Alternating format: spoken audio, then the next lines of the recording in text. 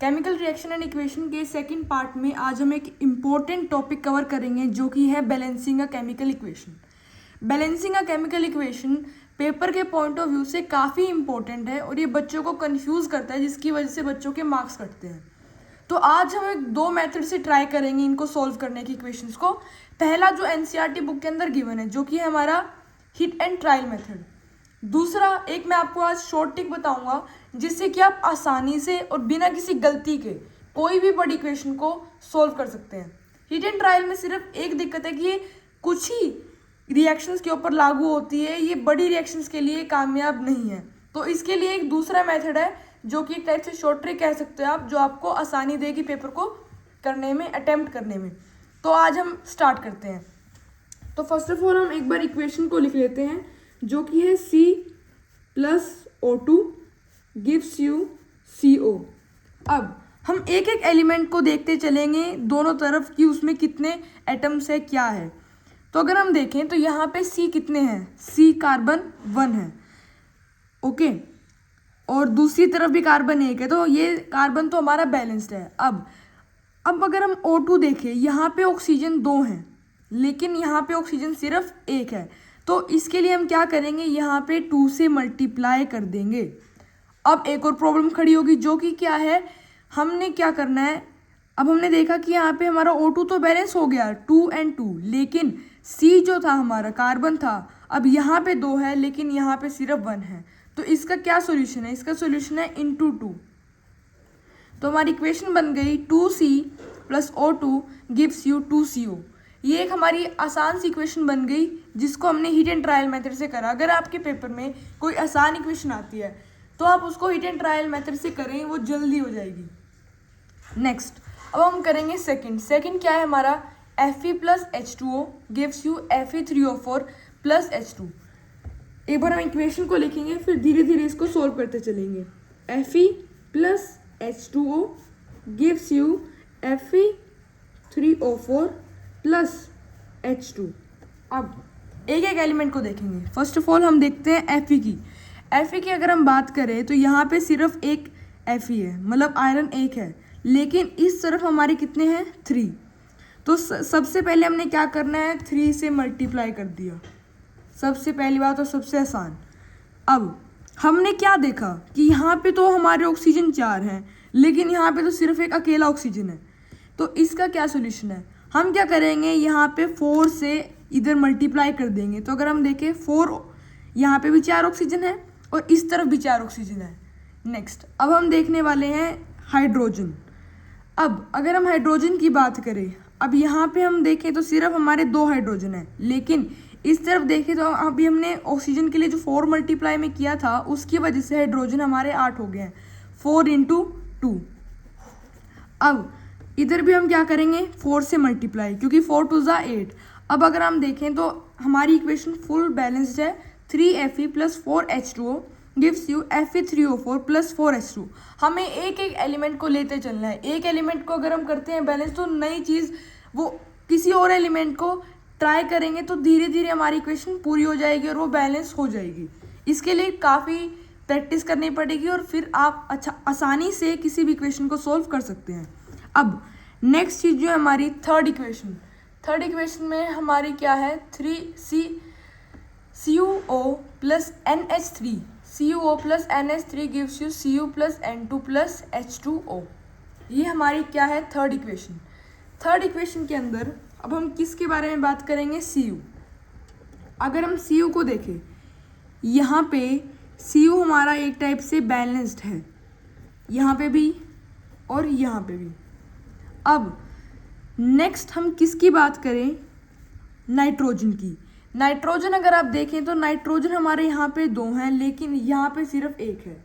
तो first of all हम क्या करेंगे, एक इक्वेशन लिखेंगे जिसको हम बाद में बैलेंस करके लिखेंगे और इसके अंदर हम सारी जो हम × 2 करेंगे, क्या करना है वो हम सोल्व करते रहेंगे।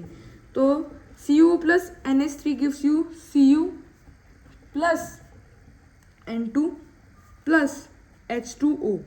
ठीक है, ये हम सब हिट एंड ट्रायल मेथड से ही कर रहे हैं। अभी आगे हम किससे करेंगे, जो एक शॉर्ट ट्रिक है, काफ़ी आसान है। तो अब हमने क्या देखा था कि यहाँ पे नाइट्रोजन 2 है, यहाँ पे 1 है, तो हम सीधा यहाँ पे 2 से मल्टीप्लाई इंटू 2 कर देंगे इधर।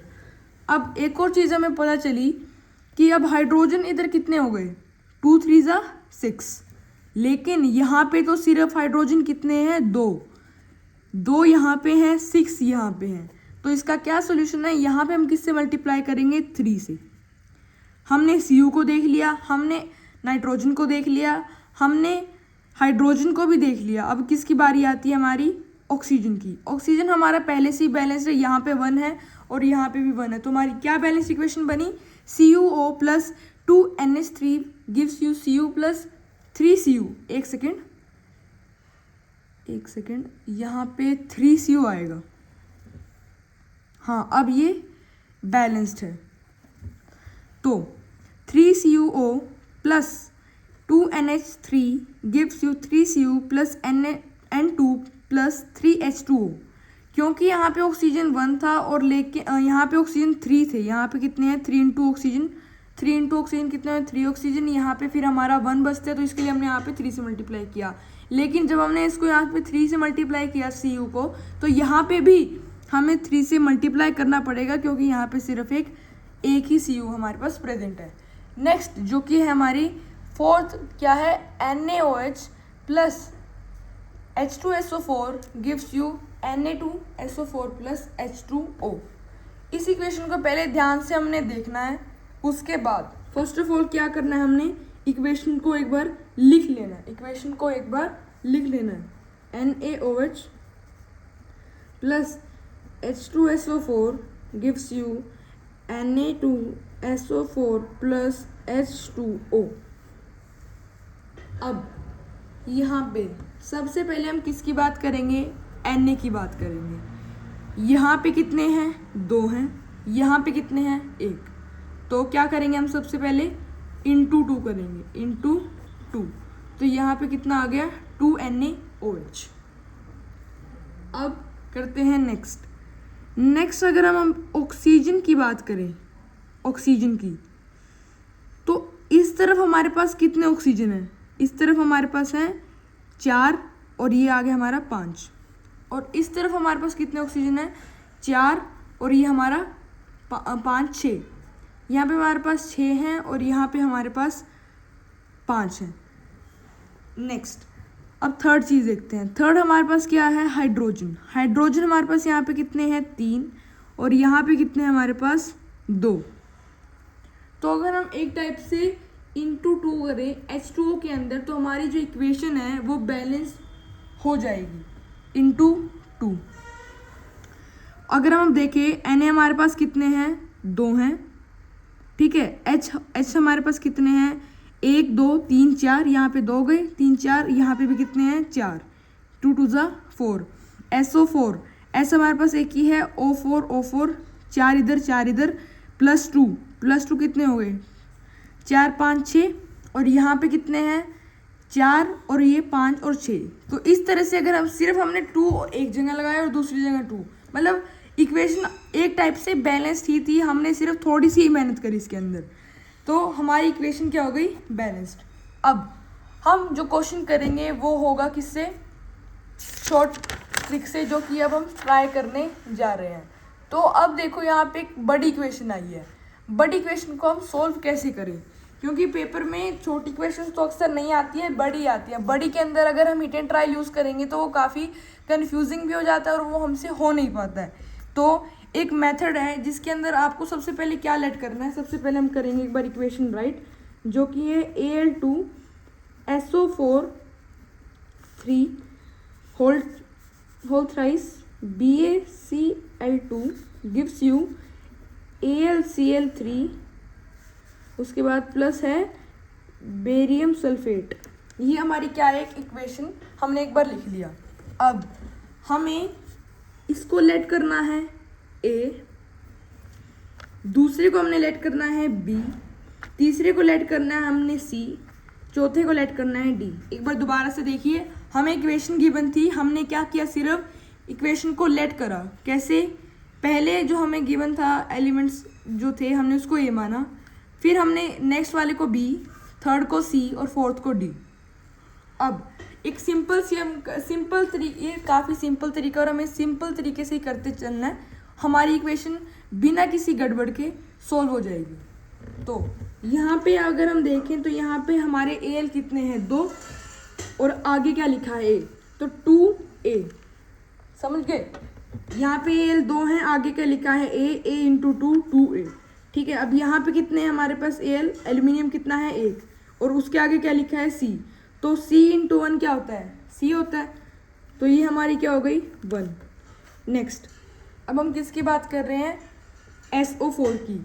यहाँ पे अगर हम SO4 देखें तो कितने हैं हमारे पास, 3, आगे क्या लिखा है, A, 3A, 3 इंटू A। अब इस तरफ अगर हम देखें तो यहाँ पे सिर्फ एक ही SO4 है, तो यहाँ पे SO4 के आगे क्या लिखा है, D, तो यहाँ पे 3A is equal to D। ये हमारी क्या होगी, दूसरी। तीसरी बात, अब BA हमारे पास क्या है, सिर्फ एक है, और इसके आगे लिखा है B, तो B इंटू 1, B। अब इधर देखें BA कहाँ लिखा है हमारे पास, D के अंदर, तो D इंटू यहाँ पे BA कितना है, 1, तो D इंटू 1, तो यहाँ पे कितना आ गया, D, ठीक है। नेक्स्ट क्या करेंगे, नेक्स्ट हमारी इक्वेशन बनेगी Cl2 के लिए। Cl कितने यहाँ पे 2 हैं, उसके आगे लिखा है B, तो 2B इज इक्वल टू, इसी टाइप से इस तरफ कितने हैं हमारे पास, 3, तो 3C, ये हमारी हो गई 4। अब एक काम करना है हमने, जो कि है किसी को भी 1 लेट कर लेना है, किसी को भी 1 लेट कर लेना है। तो 1 लेट करने के बाद हमने क्या करना है, मैं मानता हूँ कि हमने किसको 1 लेट मान लिया, A को, तो A इज इक्वल टू 1। अब अगर A 1 है तो C की वैल्यू कितनी आ गई है, 2। अगर C की वैल्यू, अगर हमारे पास A 1 है तो D की वैल्यू क्या आ गई हमारे पास, 3। इसी तरह से अगर हम देखें, अगर D की वैल्यू 3 है और D हमारा B के इक्वल है, तो हमारे पास किसकी वैल्यू आ गई, हमारे पास आई C की वैल्यू, नहीं B की वैल्यू आई, क्योंकि B D के इक्वल है, तो B इज इक्वल टू 3। इसी टाइप से हमारे पास किस की वैल्यू आ गई, हमारे पास A की वैल्यू आ गई, हमारे पास B की वैल्यू भी आ गई, B की वैल्यू भी आ गई, हमारे पास C की वैल्यू आ गई, D की वैल्यू भी आ गई। कितने आसान तरीका था, लेकिन थोड़ा लेंदी है, लेकिन पेपर में आपकी गलती नहीं होगी, ये मैं श्योरिटी दे सकता हूँ अगर आप इसकी प्रैक्टिस करते हैं। तो इसके अंदर अब हम क्या करेंगे, सिर्फ हमने इक्वेशन को एक बार लिख लेना है, और इक्वेशन को लिखने के बाद जो हमने वैल्यूज़ निकाली है उनको पुट कर देना है। A2SO4 whole thrice plus BaCl2 gives you AlCl3 plus BaSO4। ये हमारी इक्वेशन है। अब A की वैल्यू क्या थी, 1, यहाँ पे 1 लिखना ज़रूरी नहीं है, मैंने वैसे लिखा है आपके लिए। नेक्स्ट है B की वैल्यू हमारे पास क्या आ रही है, 3 आ रही है। C की वैल्यू हमारे पास 2 है, और D की वैल्यू हमारे पास 3 है। तो अगर आप देखें तो हमारी जो इक्वेशन है वो बैलेंस हो चुकी है। कितना आसान तरीका था। अगर आपको ये पसंद आए तो please like share comment. Thank you. Next part में मिलते हैं।